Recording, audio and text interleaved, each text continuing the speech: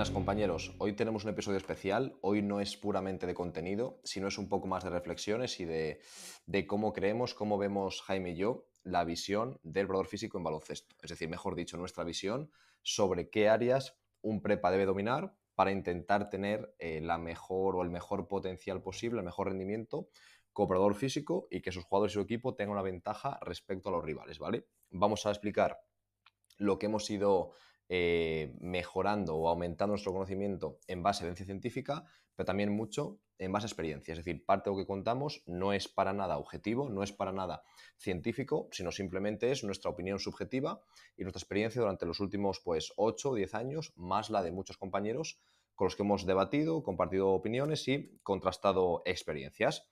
Entonces vamos ya a por ello.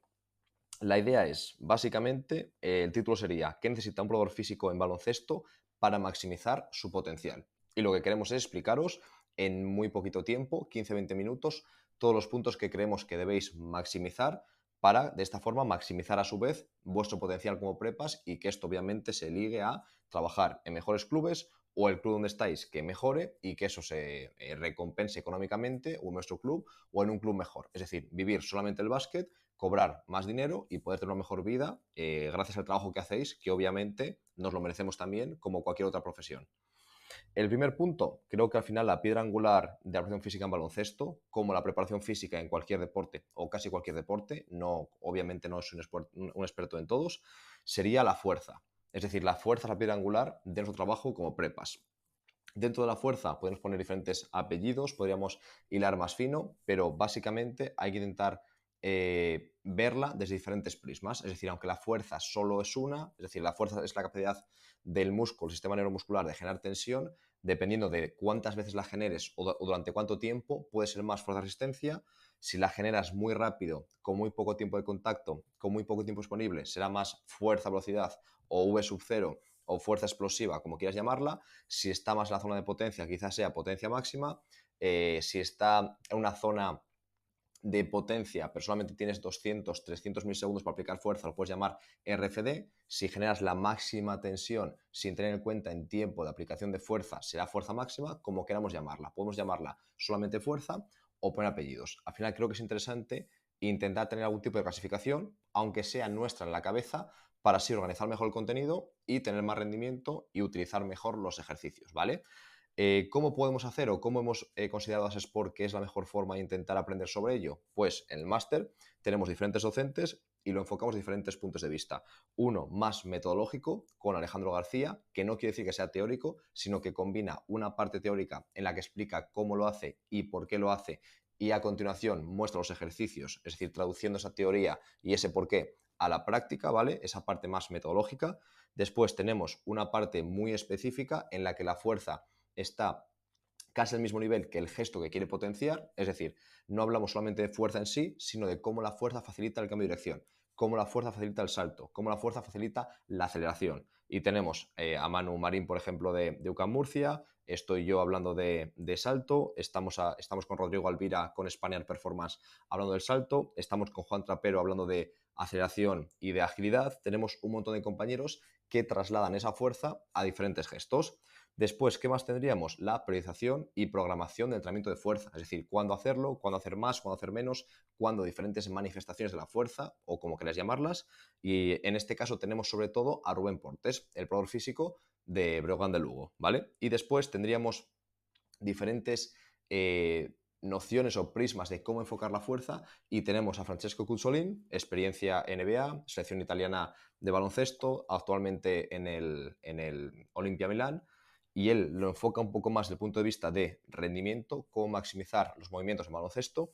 Y tenemos también a Carlos Sosa, que se centra un poco más en la prevención de lesiones desde la fuerza o la reducción de riesgo lesional desde la fuerza, ¿vale? Otro punto clave, el primero, como dijimos, la fuerza. El segundo, evaluación. Al final, un aspecto clave que nos va a permitir conocer mejor al jugador y saber qué tenemos que mejorar o más bien por qué camino debemos ir o qué debemos priorizar, ¿vale? Tenemos a Marcos Cerveró hablando totalmente de esto, evaluación en el baloncesto profesional. Después, Manu Marín habla de evaluación en el cambio de dirección. Yo hablo de cómo evaluar el salto vertical. Carlos Balsalobre nos da una clase magistral sobre cómo evaluar con muy poco material y siendo científicos y rigurosos a pesar de tener poco presupuesto.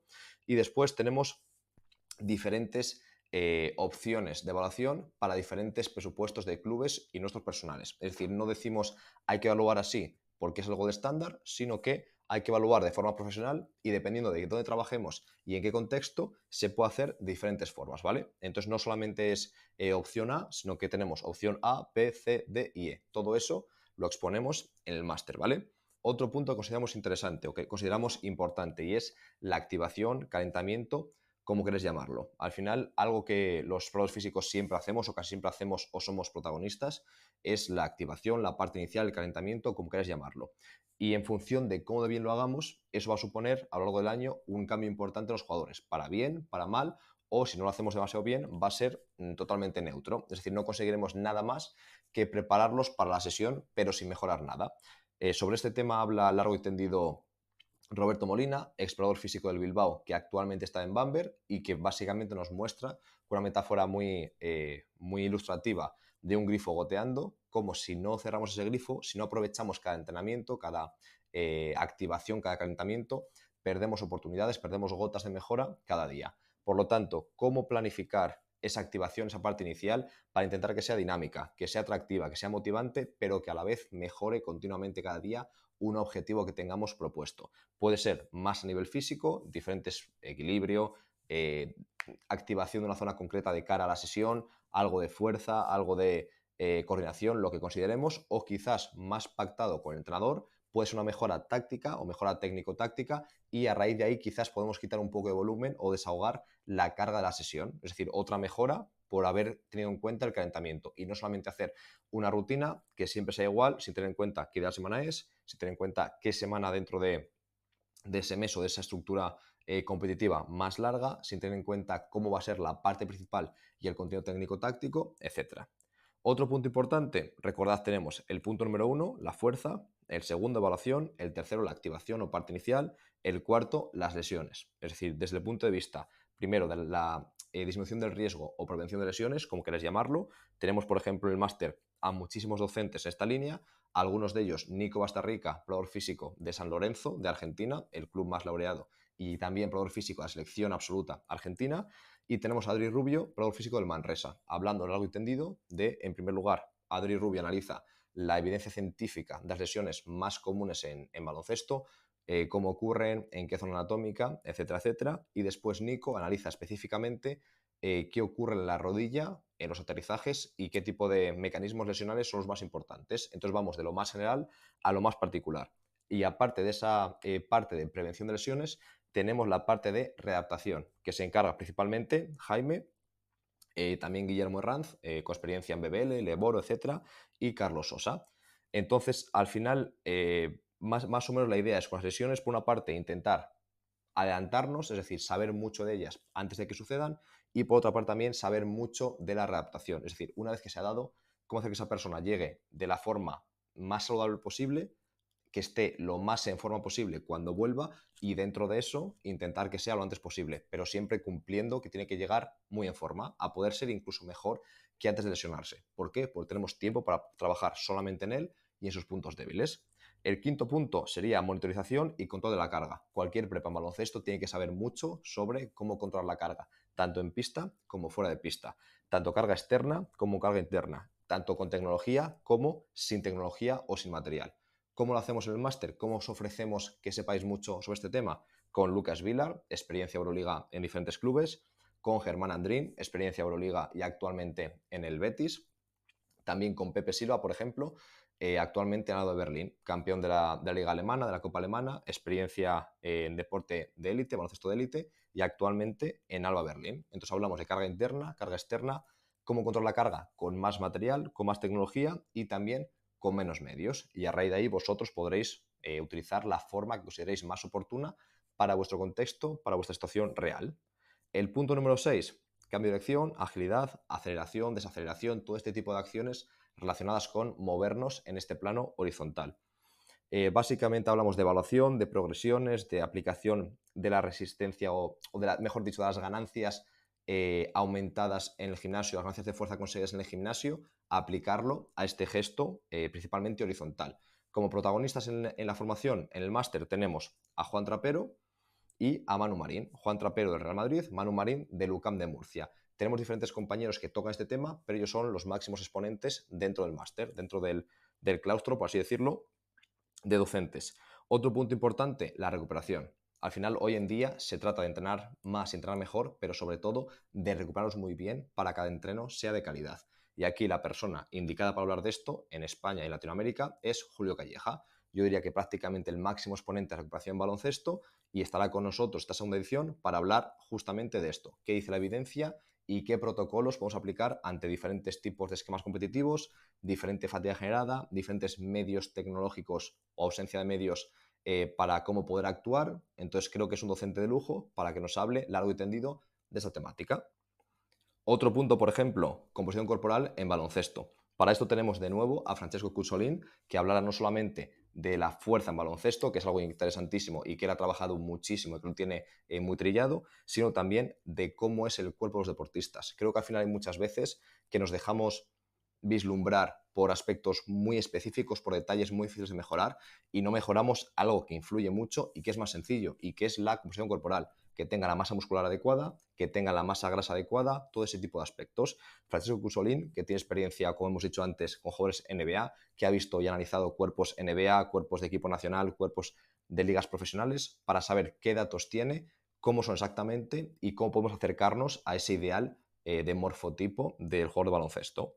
Después, un aspecto importantísimo que no siempre se trabaja, la comunicación, la motivación y la gestión del grupo. Y para eso tenemos a una persona, en mi opinión, de lujo, que es Javi Hernández, jugador profesional de baloncesto, ahora mismo ya semiprofesional, por estar priorizando su faceta de psicólogo deportivo, y psicólogo deportivo profesional. Es decir, una persona que nos va a hablar desde el punto de vista, desde la perspectiva de jugador que ha trabajado con prepas y ha sentido lo que es que se le comuniquen de una forma o de otra, es decir, que reciba comunicación por una vía o por otra, de una forma o de otra, y cómo eso influye en él, pero también nos va a hablar como psicólogo deportivo y cómo influir en el buen sentido en los deportistas y en las personas. Y después, el último punto es, imagínate que, por ejemplo, algunos de vosotros decís, vale, esto es muy interesante, me gustaría quizás entrar al máster, pero ¿qué pasa si no trabajo con hombres profesionales? Porque lo que hemos dicho, mucho ha ido en esa línea. Yo os diría, lo más importante es que los principios de entrenamiento son los mismos. Es decir, si tú sabes trabajar, si tú aprendes todo lo que tenemos en el máster, lo vas a poder aplicar a quien quieras, porque te va a explicar muchísimos principios y no tanto recetas. Aunque vas a tener un montón de ejercicios, cientos o miles de ejercicios para copiar si tú quieres, lo ideal no es eso. Lo ideal es que tú aprendas los principios y las bases de entrenamiento y que después tú elijas los ejercicios y los programas, los diseñes como tú quieras, porque has entendido cómo crearlos y por qué crearlos.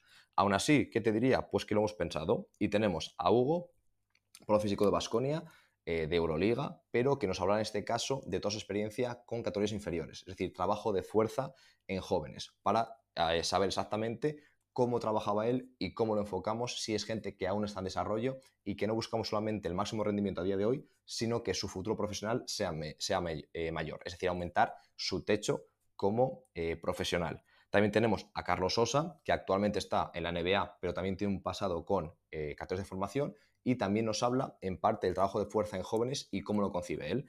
Y también tenemos a Adriana Duaso, que nos va a hablar en concreto de qué ocurre en un equipo de mujeres. Y en este caso se centra en la influencia del ciclo menstrual y cómo podríamos aprovechar para trabajar de una forma o de otra y si tiene sentido hacerlo o no tiene sentido. Por lo tanto, también tenemos en cuenta ese tipo de especificidad y podréis aprender cómo se trabaja o cómo podemos trabajar o adaptarlo para los jóvenes, para mujeres, para profesionales, para mayores, para más jóvenes, para hombres, para mujeres. Es decir, tenemos también en cuenta la especificidad de vuestro equipo y vuestros jugadores. Entonces, básicamente, vamos a repasar los puntos. Tenemos la fuerza, tiene que ser dominada por un probador físico en baloncesto, seguro. La evaluación, el proceso de evaluación inicial, también es clave para dirigir, para ser una brújula que nos diga hacia dónde ir y cómo trabajar. Después la activación o parte inicial. Después las lesiones, tanto desde el punto de vista de prevención de lesiones como de readaptación una vez han ocurrido. Después la monitorización y el control de la carga, saber cuánto estrés estamos imponiendo y de qué tipo es ese estrés o esa carga. Después, el cambio de dirección, la agilidad, la aceleración, la desaceleración. El jugador físico en baloncesto tiene que ser un maestro, entre comillas, de cómo generar ese tipo de adaptaciones, porque el baloncesto eminentemente es horizontal, aunque obviamente hay un vector vertical muy importante y siempre la gravedad tiene que vencerse, es decir, ese vector vertical es continuo y está ahí siempre. Es un deporte multiplanar, es decir, continuamente nos movemos en todas las dimensiones, no es solamente vertical o puramente vertical, como diríamos que es, por ejemplo, la halterofilia. Por lo tanto, hay que dominar todos los gestos y todo el rango de movimientos que va a hacer el jugador de baloncesto. El paso lateral, paso cruzado, hacia adelante, backpedal, salto, todo lo que sea y no solamente lo vertical, ¿vale? También, composición corporal, es decir, tenemos que saber cuál es el porcentaje de grasa adecuado por posición, qué tipo de porcentaje de grasa y porcentaje de masa magra tienen los profesionales para intentar saber si estamos más cerca o más lejos de ellos, para saber si mi pivot tiene que tener lo mismo que mi base o tiene que tener más o tiene que tener menos y cómo llegar a esos niveles. Es decir, también saber cómo aumentar la masa muscular y cómo disminuir la masa grasa. Después, comunicación, motivación, gestión del grupo. Es clave saber cómo comunicar. Hay gente, hay profesionales que no llegan al nivel profesional, hay prepas que no llegan a dar el salto, no por la falta de conocimientos técnicos, sino por la falta de gestión del grupo o de cómo comunicarse. Y esto se puede trabajar al igual que el resto de cosas y podemos mejorar en ello. Y por último, una especie de adaptación, aunque como hemos dicho los principios es lo más importante, es la base y sabiéndolos, sabremos aplicarlo a cualquier contexto, también nos damos la opción de ya haberlo aplicado, tanto a jóvenes como a mujeres profesionales, para que tengáis también esa transferencia, esa traducción a diferentes contextos y tengáis un poco más de riqueza a la hora de llevaros esa información. Entonces, simplemente deciros que lo podéis conseguir o podéis mejorar esta información por vuestra cuenta. Hay gente que lo hace, hay gente que lo intenta.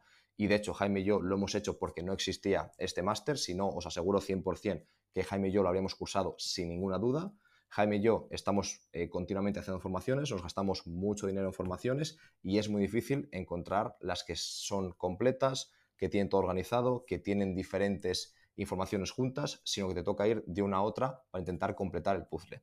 Entonces, ¿qué es lo que hemos intentado en este máster? De verdad, hemos intentado juntar años y años de conocimiento y experiencia de decenas de docentes profesionales, algo muy difícil, gente de 40, 45, 50 años que llevan 25, 30 años en la élite, todo eso, ponerlo junto, organizarlo, ordenarlo, que dure 8 meses, tanto con contenido en directo como contenido diferido y que a partir de ahí siempre se os quede guardado. Es decir, que el noveno mes no vas a pagar absolutamente nada, pero todo tendrás para ti, para verlo cuando tú quieras en tu perfil de alumno de la plataforma de educación. Y todo eso por menos de 3 euros al día. Es decir, creo que durante esta reapertura es un precio realmente ridículo. Si crees que es para ti, simplemente escríbenos por Instagram y podrás informarte sin ningún tipo de compromiso. El día 13 abrimos el plazo para reserva de llamadas. Es decir, para acceder a este máster solamente se puede acceder por una entrevista previa.